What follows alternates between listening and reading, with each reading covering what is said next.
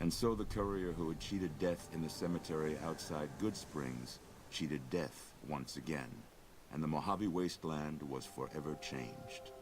Mr. House's Securitron army took control of Hoover Dam and the Strip, pushing both the Legion and the exhausted NCR out of New Vegas.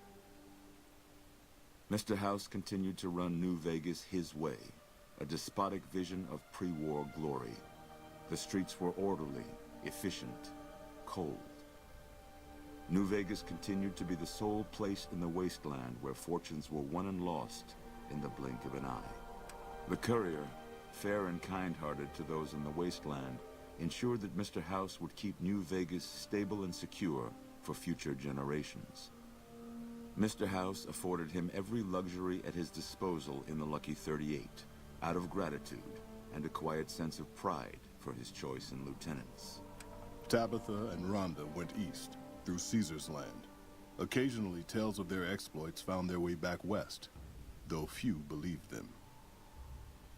Eventually, the stories concerning the duo were collected and published, and proved to be quite popular with children. Invigorated by his travels with the courier, Raul once more took up his guns in memory of his lost Rafaela. Soon after, the Mojave was filled with tales of the ghost vaquero who hunts down those who prey on the weak. Mr. House showed little interest on the boomers, who eventually began venturing out to Nellis to meet and trade with travelers. Buried beneath tons of rubble, the Mojave chapter of the Brotherhood of Steel was no more. Those few who were outside the Hidden Valley bunker when it was destroyed settled into new lives, or headed west to find a new chapter to join. Though she'd seen the writing on the wall, the destruction of the Mojave Brotherhood came far more suddenly than Veronica had expected. The news devastated her. Despite her best efforts to leave her past behind, she found herself compelled to make one final journey to Hidden Valley. There, she paid her last respects to the only family she had ever known. Their leaders destroyed by the courier, the Fiends scattered throughout the wasteland.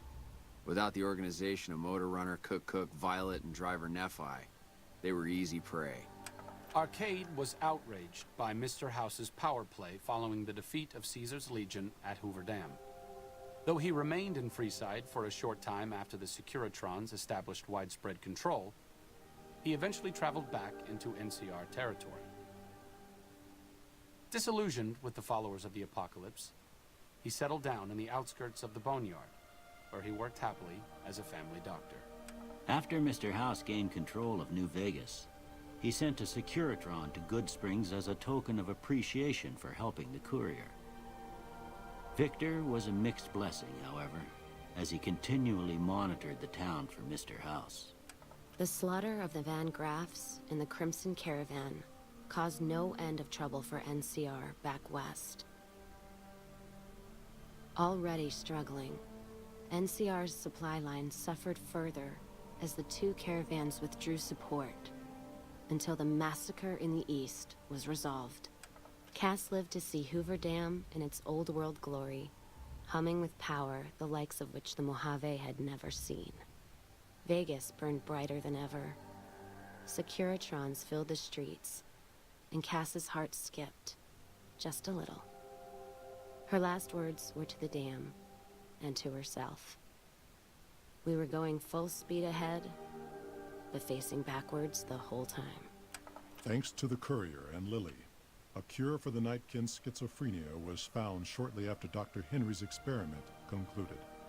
Nightkin and other super mutants in the wasteland flocked to Jacobstown, and the town became known as a haven where a mutant could find peace. Lily continued to take her medicine at half doses, and although she remembered her grandchildren, her mind remained muddled and confused. Eventually, she parted ways with the courier and traveled west, seeking the remnants of her past. During the Second Battle of Hoover Dam, some kings took it upon themselves to launch several attacks on NCR citizens and soldiers around Freeside. Mr. House looked on these actions favorably, seeing them as proof of the king's loyalty to New Vegas, and decided to leave them alone. After Ray's brain was transplanted into Rex's cybernetic body, It took Rex some time to adjust to the old scrapyard dog's memories.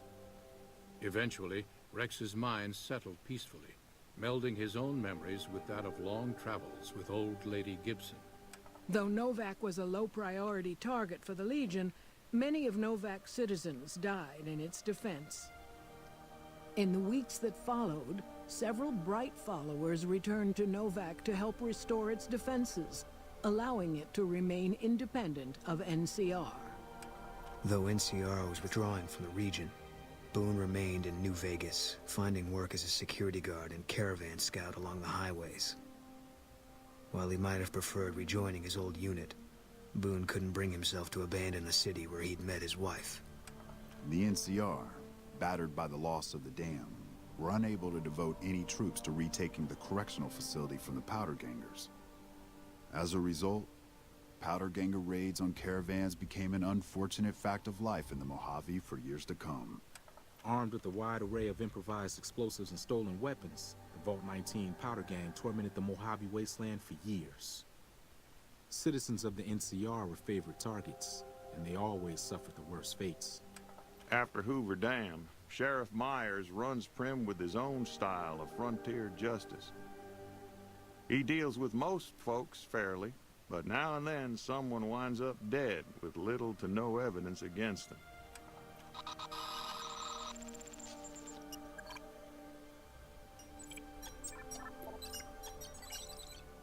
After their bold arrival at Hoover Dam, the remnants disappeared as quickly as they came.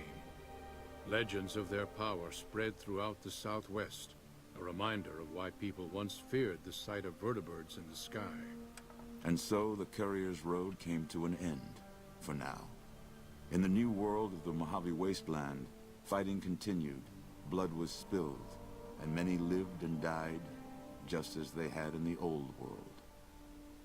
Because war never changes.